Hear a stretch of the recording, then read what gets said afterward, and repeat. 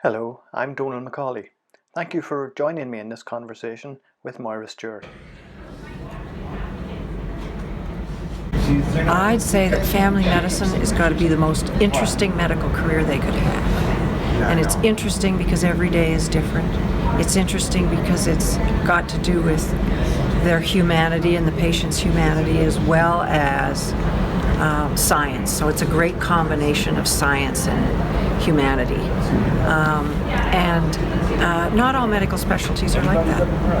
So I think it provides a great balance. Most of the family doctors that I talk to, because as you know, I'm not a family doctor, they are fed by their interactions with patients. So the message for students is, as long as you love your work and you love your patients, you're not going to burn out. You're going to have a career that can change as you change. You're going to have a career that has great longitudinality. So the family doctors who I work with love their work. They love the fact that they can do research in their practice. They love their patients. And they're frustrated by all kinds of systems things that get in the way, but mostly to overcome those frustrations, they're fed by their work with their patients. How did you get into all this research in family medicine? I got into it because I chose epidemiology.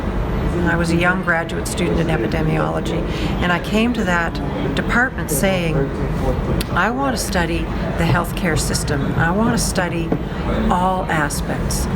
I don't want to study one disease. I do not want to become a cancer epidemiologist. I want to study people.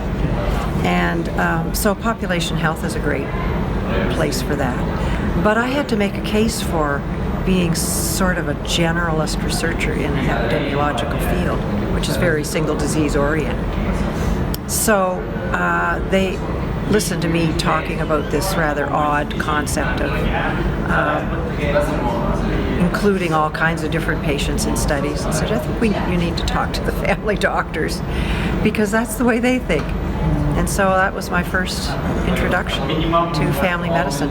As a young person, I was taken to specialists. I had no concept of what family medicine was as an experience, as a patient. And so I met these academic family physicians, and they showed me what family medicine was. In fact, they said, if you want to work in this field and answer these kinds of broad questions about how does it work? How does family medicine work? What is the impact of family medicine on patients? You have to view family medicine. So off I went to 15 or 30 practices and sat with the doctors as they were working with their patients. And that's where I saw the magic and the mystery and the impact on the lives of these patients from all kinds of different family doctors. And how did that drive your research ideas? Because you've researched a number of different areas. Yeah. There were a number of drivers. What I'm known for most is the work on patient-centered clinical method or patient-centered medicine, which has to do with the way that patients and doctors work together to share information and to solve problems together. And I came to that because of my experience as a patient, because of my experience of fragmented care and uncaring care. And so that's part of the motivation, is what in your history, what in your life story makes you appreciate what family medicine has to offer at this level of humans trying to help humans. So that's been a big driver, but also this exposure to these wonderful family physicians and noticing the implicit ways that they would motivate patients. You know, it's not got to do with cognitive things. It's not just got to do with algorithms and decision-making tools. It has to do with caring and demonstrating that caring, showing the patient that you're there for them and that they can come back. So that was one of the big drivers. The other big driver is that I'm an introvert, so I love sitting at the desk and the computer and noodling around with the data. So I've developed an electronic medical record database that has ICPC coding and is very technical, and thousands and thousands and thousands of patients and many doctors, and I love that part of the work too. So it's the best possible job for somebody who is sensitive and wants a humane environment, wants to make a contribution to the world, to the betterment of that kind of a world, but also somebody who has some sort of interest in technology and the statistics and all of that. So it's been a great combination. So if you were advising someone for the future for areas that they would be ripe for research in family medicine, what would you look to? So I would ask them questions. I would say, what interests you with your patients? What kind of patients are the patients who you want to see and you want to help? Are they refugee patients? Are they patients with a particular condition? Are they young patients? Or I wouldn't ask so many questions. I would just be listening, and they might say, what I really like is these long visits, the ones where you, with chronic disease patients, where I actually have enough time to figure things out with patients, and that would begin a conversation about what the research question might be. So the research question might be about the process of care. It might be about what goes on between you and your patient. It might be about a certain kind of patient.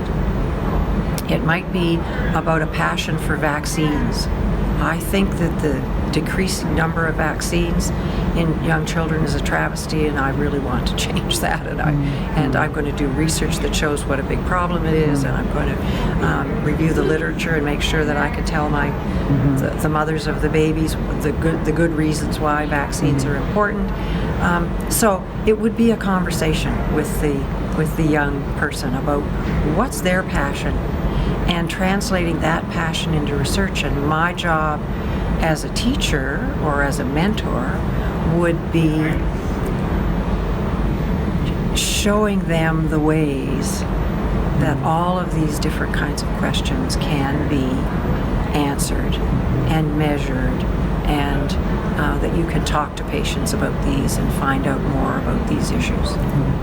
And when you look back on your own work, which of the pieces of work or papers that you think have made the biggest impact and made the biggest difference? There are two papers that made a huge impact.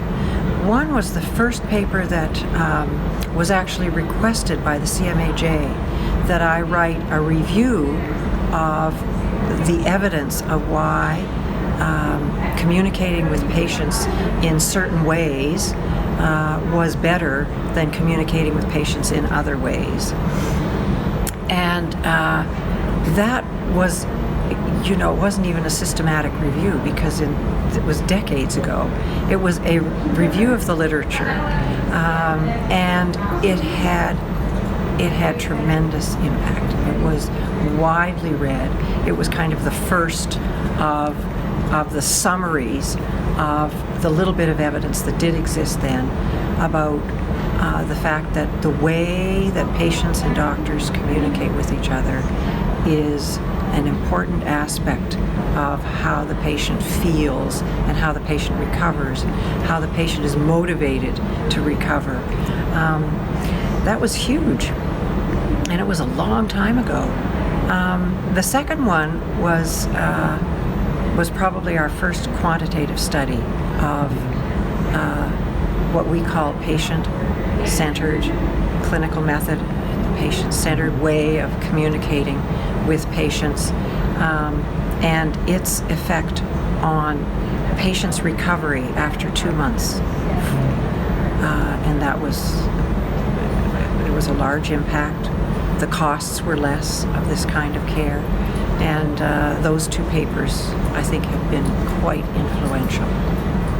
And have you one research question that you'd really like to look into now if you were given the opportunity? Oh yeah, and I'm not done, so I'll be asking and answering more research questions.